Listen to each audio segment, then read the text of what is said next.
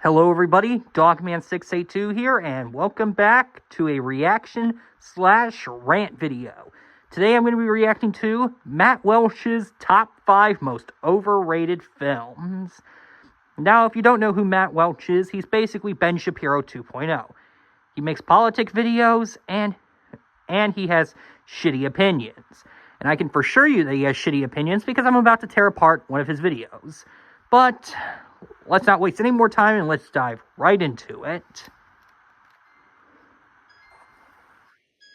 We're rolling. Yeah. Oh, and at the beginning of the video, we already have a problem. He makes a unfunny joke where he's like, he's playing on his phone while the video's rolling. It's so funny. No, it's not. Never do comedy ever again, Matt. Today we're going to run down a list of the 5 most overrated films of all time. Now, this is the definitive list. There can be no argument, no discussion. We should turn off comments on YouTube because this list is so verifiably correct that there's really nothing to talk about. Now, this is the definitive list. It cannot be matched. There is no arguments allowed. And we got to turn off the comment section. Yeah, you go out there and turn off the comments, Matt. By the way, I'm just going to say this right now. Al, if you turn off the comments on your videos, you are a cuck. Moving on. One thing to remember as we proceed is this. Overrated does not mean bad. So I'm not saying True. the films on this list are bad. Some of them are, but not all of them. Overrated just means that they aren't as good as people make them out to be. Their reputation is greater than the actual product on the screen. So, let's begin. Number 5, Shawshank Redemption. What? This is not a bad film. The Shawshank Redemption? No! The Shawshank Redemption was a great movie. What are you talking about, Matt? The Shawshank is such a great movie. The only thing that you can possibly complain about the movie is Tim somehow putting up the poster while he's inside the tunnel. That's the only thing that you could possibly complain about this movie. Everything else about this movie is great. It is, in fact, it's a pretty good film, but it has gained the reputation of a cinematic masterpiece, mostly because millennials grew up watching the movie on TNT, where it aired approximately 46 times a week. And Shawshank it's a fine story. It's a well-told story, but it's also incredibly cliched, overwrought, quite cheesy, extremely predictable. Every character is a walking archetype. Every story beat can be seen from a mile away. What? No. I cannot name a single cheesy moment in that entire movie. None. Also, so very cliched and plot very predictable. Yeah, no. The movie doesn't do anything new or different with the prison drama format except sanitize it. So Shawshank... What do you want to see in a prison film? It's a prison film. Don't expect much, Matt. God. Is to prison movies what Remember the Titans is to football movies. They're both massively overrated. Fuck not you. Even the best versions of their particular subgenre, much less are they in the conversation for the greatest movies of all time. My biggest problem, though, with Shawshank is that the inmates are all the nicest, most decent human beings you could ever meet, minus the 2 who are rapists. It's your world, boss. All the rest of them are kind, sensitive, friendly souls. They hang out, they play board games, they go to the library, they start a book club, they run a lemonade stand out front. No, they don't. The movie, but it could have happened. I don't think it can. The warden and a couple of rapists.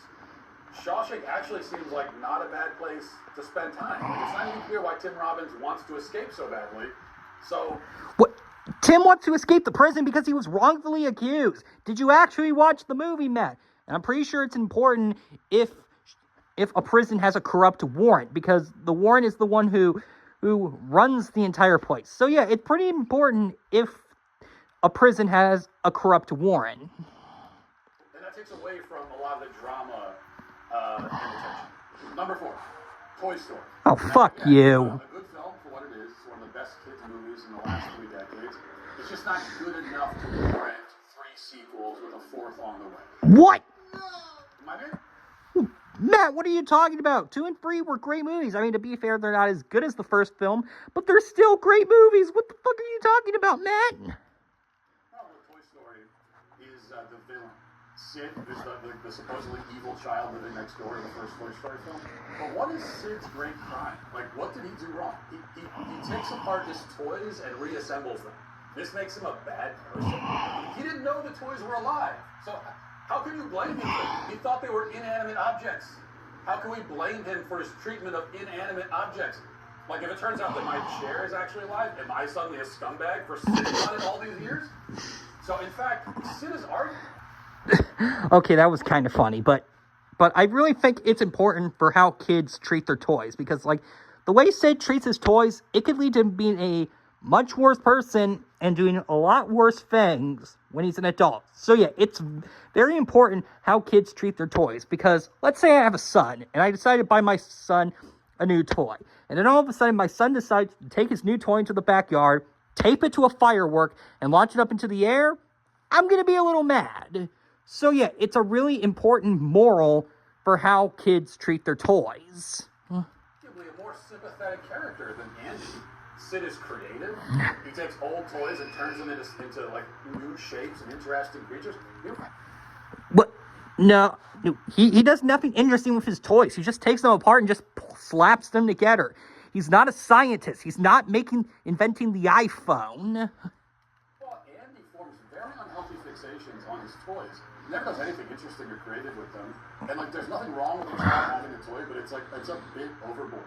Okay, you're a little bit too old to be this attached to your toys, Andy. Well, what? No, Andy was 6 years old in the first Toy Story movie. He's at the right age to be attached to his toys. Right? I mean, it's time to grow up. So it may seem unfair for me to rate Toy Story as overrated just for this reason, but this is my list and I'll do what I want. Like I said, we're not talking about it. Your comments are not welcome. I don't care what you think. This is just... Yeah, Matt does not care what we think. Congratulations, Matt. You have come forward to being in an asshole. The truth. Number 3, The Dark Knight. Now, once again, good film. Yeah, I agree. The Dark Knight is a bit overrated. It is a good film. I did talk about it in my Batman ranking video, link in the description down below. But yeah, this film is a bit overrated, I must say. It's still a good film, but a bit overrated. It just isn't the masterpiece that people make it out to be. Without I agree. Great performance, this movie wouldn't be remembered for anything in particular. Like, take Heath Ledger out of it. What does anyone remember about this movie? Who cares about this movie except for that? What? Oh, yeah. Who would remember about this movie? They took out Joker, one of the major characters in this goddamn movie. So yeah, if Joker wasn't in this movie, we'd barely have a fucking movie to begin with, Matt. Great by Batman movie standards, but it's not great as a piece of cinema. I thought my jokes were bad. For example, how does the Joker wire an entire hospital with enough explosives to demolish it in 15 seconds without anyone noticing? This is a working hospital. People are in it 24 hours a day, 7 days a week. How did you wired the whole thing? It's not even just like one part of it explodes. The whole thing is taken down now. Well, I mean, Joker has goons in the movie. They most likely helped him out setting up all the explosives in the hospital. Not to mention they're psychopaths, so they'll kill anyone they see. That's just how it works. Now, the movie hopes that you won't notice that problem because you'll be distracted by, like, the moment in the hospital when Joker shows up in Two-Face's room wearing a surgical mask and isn't noticed by Two-Face until he takes the mask off. But even with the mask on, you can still tell that he has white face paint and black paint around his eyes. So how did Two-Face, the criminal genius, not notice that? Well, maybe it's because Two-Face... Okay, yeah, I agree with him there. That was kind of stupid. Isn't a criminal genius in this. He's a villain for about half a scene, and then he's dead. It's like Christopher Nolan forgot to include Two-Face. They were about to put the movie out. You know, it's like a week and the movie's going to come out, and someone says, well, we forgot we're going to put Two-Face in this thing. Oh, yeah. And they got to go back and they add Two-Face in.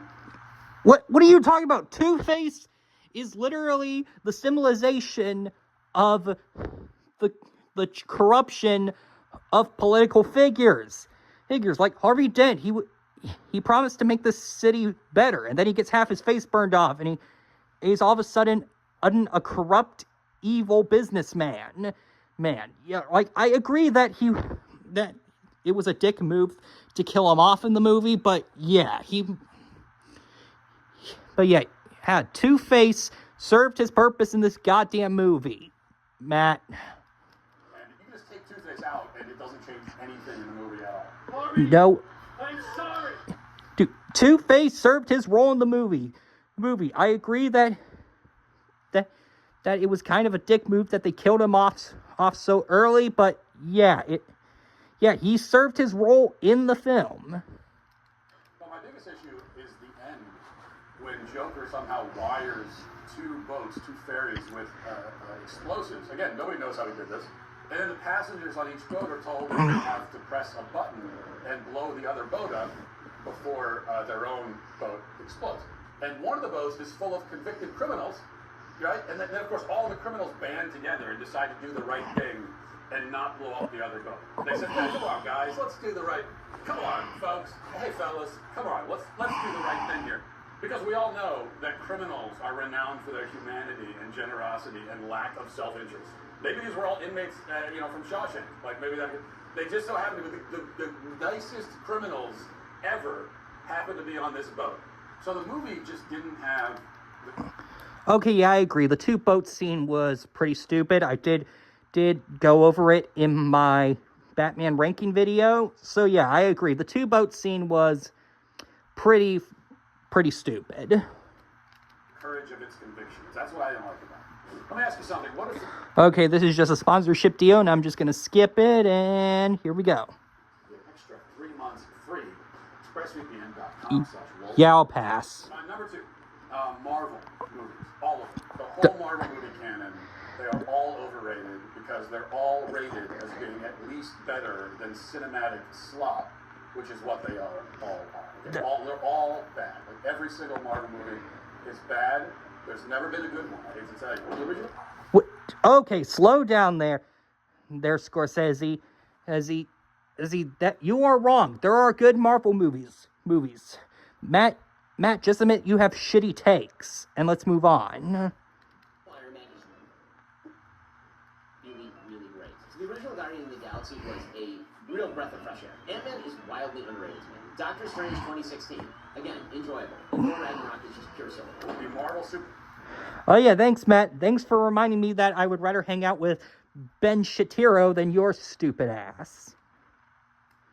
Superhero franchise started out with like silly, dumb movies that were silly and dumb, but at least kind of fun in a very brainless, bordering on mind-numbing way.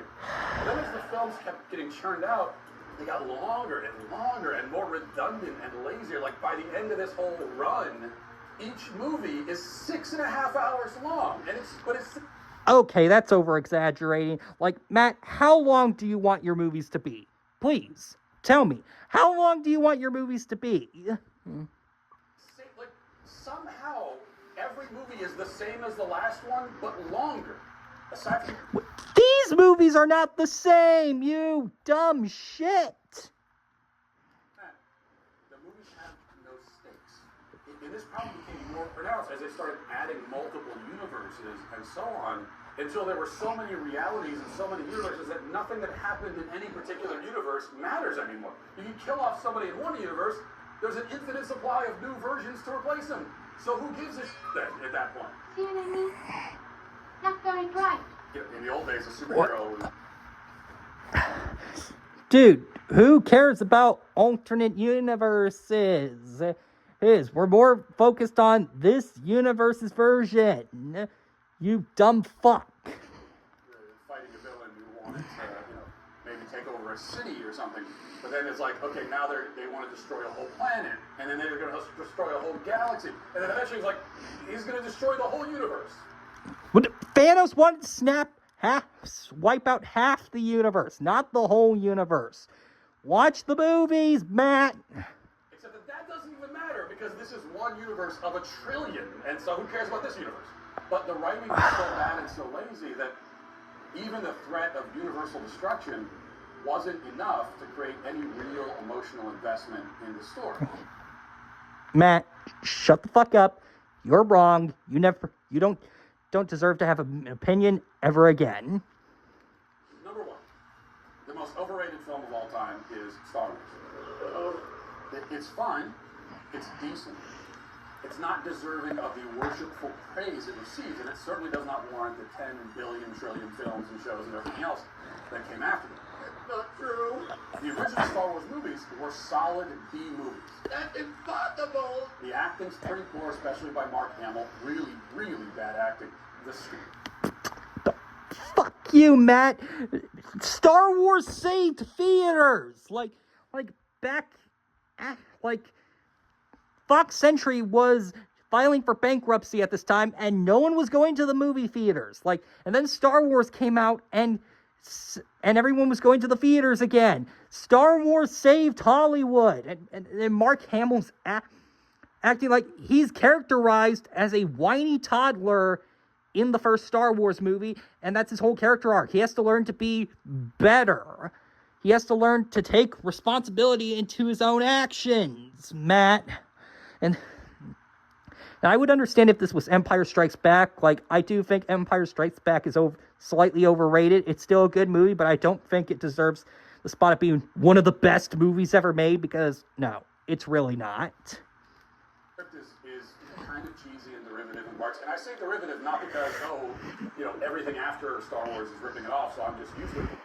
Even Star Wars, when it came out, was derivative of sci-fi that had come before. It actually was not doing anything all that new. What do you mean it didn't do anything all that new? Were there any other movies before Star Wars that had laser swords in them? No. What are you talking about, Matt? Literally name a movie that came out before Star Wars that had laser swords in them. Oh, wait, you can't. And, that's fine. Darth Vader is a 12-year-old boy's idea of a scary villain. He's not actually menacing, and he doesn't create real tension. If I'm in a room and Darth Vader walks in, I'm not going to be that scared. I'm sorry, I'm not. If Darth Vader was in the same room as you, you would be dead. He would force choke you to death. Darth Vader is not a 12-year-old's version of a scary villain. You are, Matt, you are made of stupid. That's scared. You got again with the cape. The first thing I'm thinking is, why are you wearing it? You're a dork already because you're walking around in a cape. You don't need to have the cape on. What's wrong with a cape, Matt? What is wrong with a cape? Jesus Christ, this is killing me. And I'm just not, I'm not that scared. So, Anton Chigurh walks in, I'm scared. Okay? I'm scared by that guy. A bunch of 12-year-old boys watched those movies when they came out in the 70s and 80s and loved them, which is understandable. But then they grew up, and they insisted that the movies are still as great as they remember them being when they were 12, and that's the problem. Nothing is as good as you thought it was when you were 12. Okay?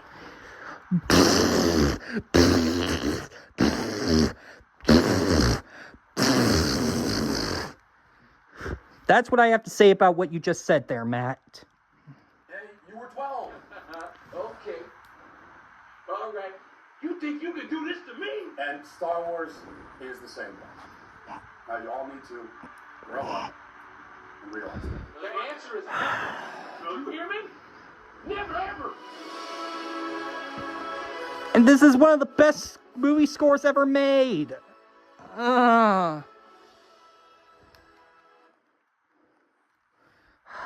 Okay, and that's the end of the video, guys. Yeah, so, yep, that's Matt Welch's video of the 5 most overrated movies ever made. So, yeah, terrible takes all over, aside from a few points he made about The Dark Knight. But aside from that, yeah, this video was shit. Matt had shit opinions, shit takes, shit all around. And, good God, I gotta end this video before I have a nervous breakdown. But yeah, anyway, thank you all for watching this video. Comment, like, subscribe, or don't like, because the like button is basically useless at this point without a dislike button. And yeah, see you all in the next one.